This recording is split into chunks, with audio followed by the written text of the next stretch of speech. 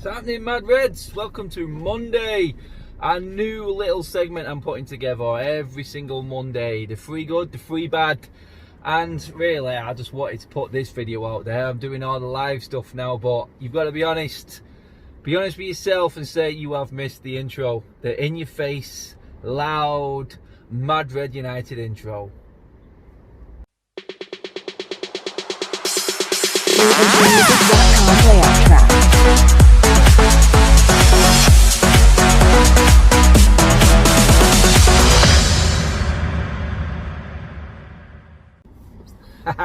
There it is. You know you've missed it, people. Oh, it takes you back, doesn't it, to real match days when I was actually there at the stadium doing all these instead of the live shows. But yeah, this is just an opportunity I wanted to get across for you guys to get involved. Obviously, it's been difficult with the phone-ins and stuff.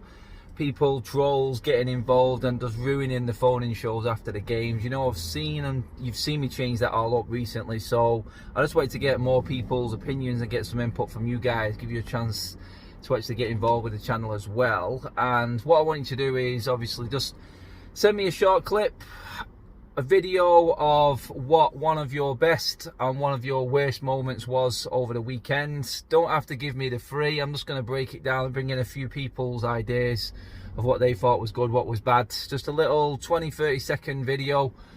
DM it to me on either of the social medias, Twitter, Instagram. If you're not following me on there, just follow me. My DMs are always open, so do just send me the video direct there. Just let me know, obviously, in the message that this is for the free up, free down, free good, free bad, whichever way you want to call it.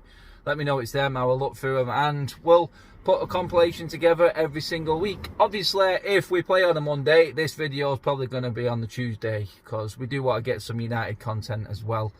It can be anything over the footballing weekend from any club. We can have a laugh, throw a swerve ball out there, be creative with your videos. I'm going to give mine, obviously, but I want you to stand out and let me know exactly how you've seen certain things at the weekend. Pick out something that we may not have talked about in one of the live shows, on the podcasts, on the watch-alongs, anything we might have missed. Just bring it out, tell me if this was good or bad for you. I'll get the video up, we'll put it all together, and then every week we'll have a bit of a montage of Mad Red Unitedness, I'm trying to say there, all in one video. Just a chance to change it up a little bit and get something a little bit different out there. But yeah, that's the gist of it. And obviously, quickly before I started getting into my free up, free down of this weekend, again, in the link in the description below is the link to football prizes and the latest prize which is out there right now, the Class of 92 framed, signed montage of the Class of 92. All the guys are on there, they've all signed it. It is a brilliant prize. Get your extra discount with the promo code MADRED10.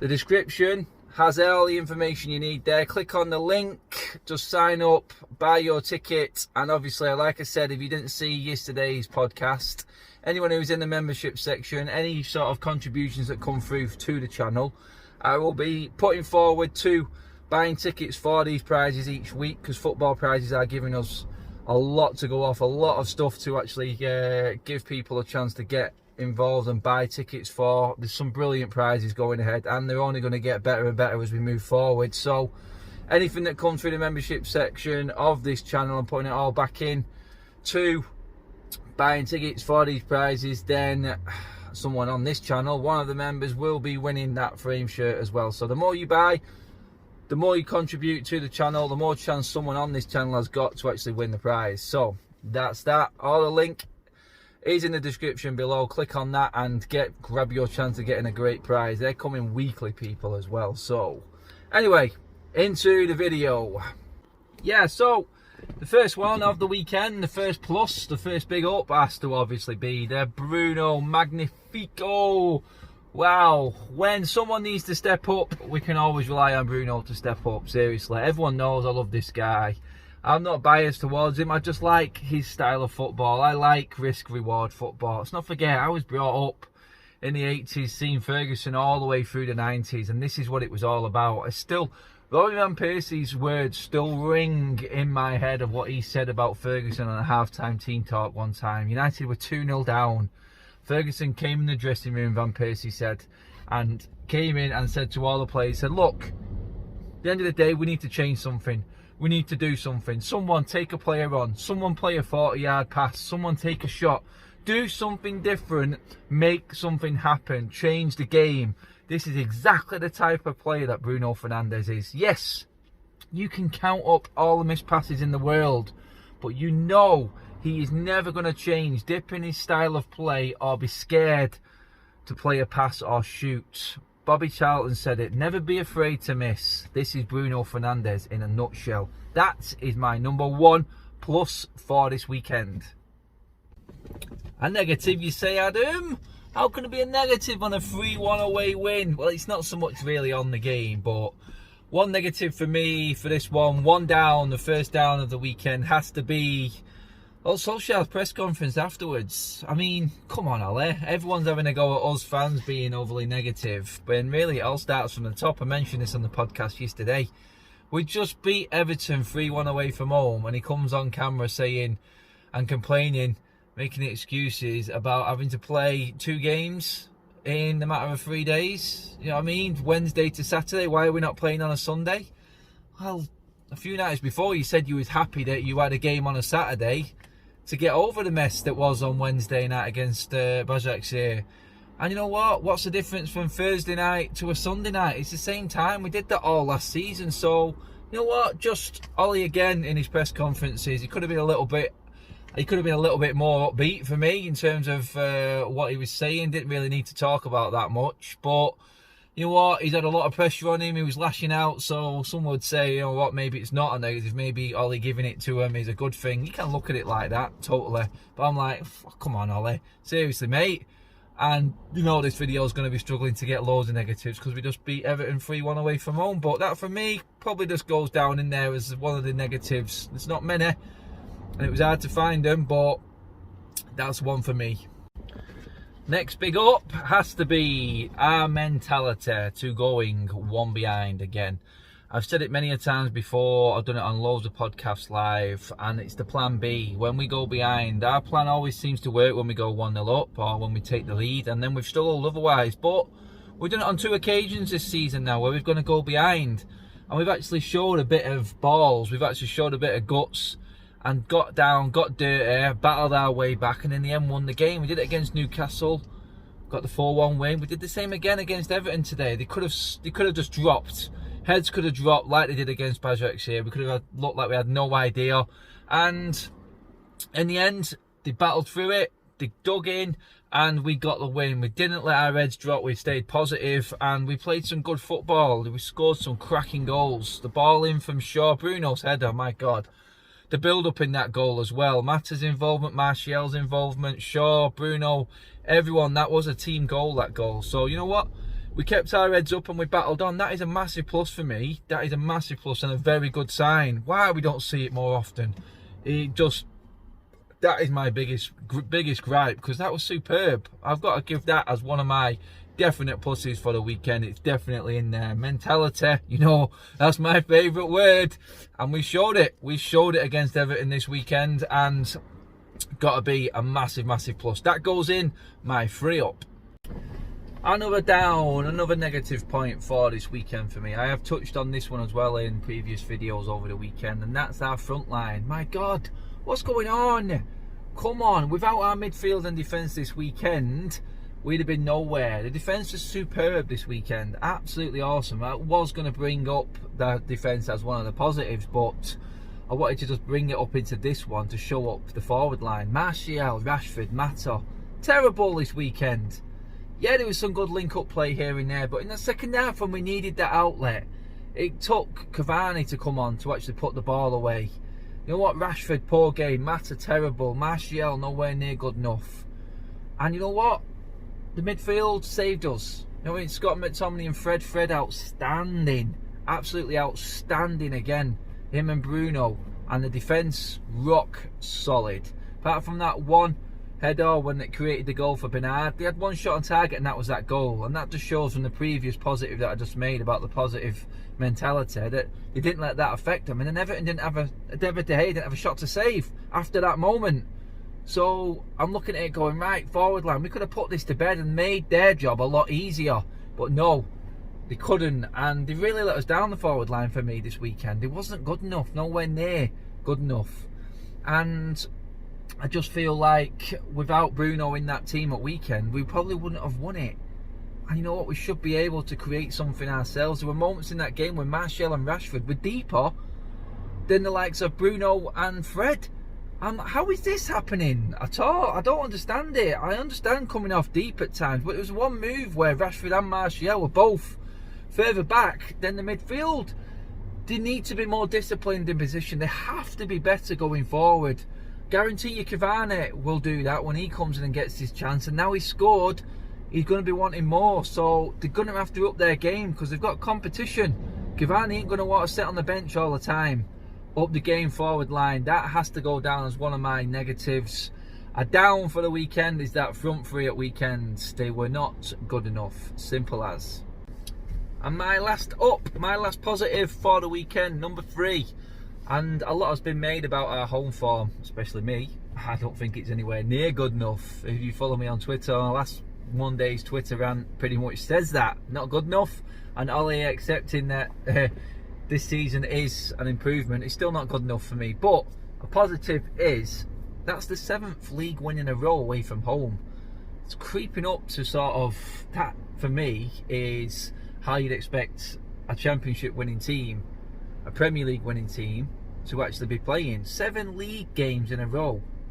That is absolutely brilliant. That's old United of old. Plenty of goals and some decent teams in the process as well. So that has to be the ultimate positive. That's 3 away wins this season, going into the previous 4 from last season as well. 100% away from home this season. My God. I mean, it's not bad. If it weren't for our home form being catastrophically shocking, which it is, then you know what? We might be alright this season. There might be more, but our away form has kept Ollie in a job. It's as simple as that. That is what's kept us alive. That's what got us in the top 4 last season.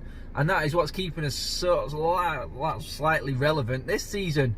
You know what I mean? We're right in there with City right now. Do you know what I mean? City aren't having a great season. They're still in 12th. So, you know what I mean? Away form has kept us going. Another win. More goals as well. I mean, what's that in terms of goals this season? That's 10 goals away from home this season. And 3 wins in 3 games.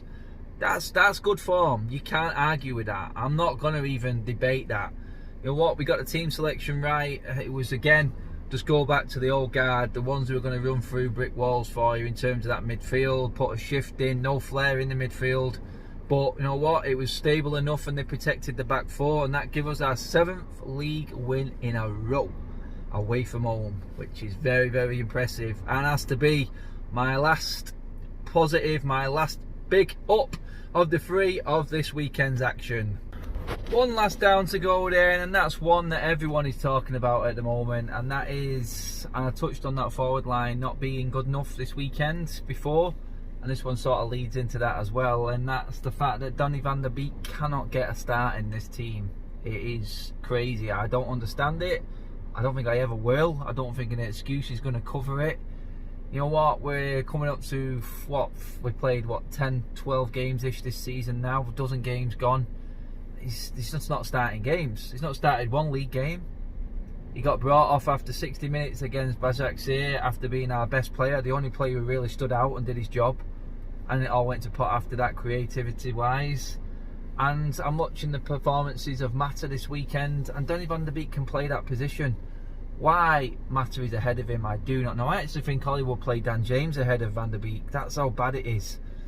So as all the good is there is that little nagging feeling. It's like, what is going on there? You've got a quality player there who can make a massive difference.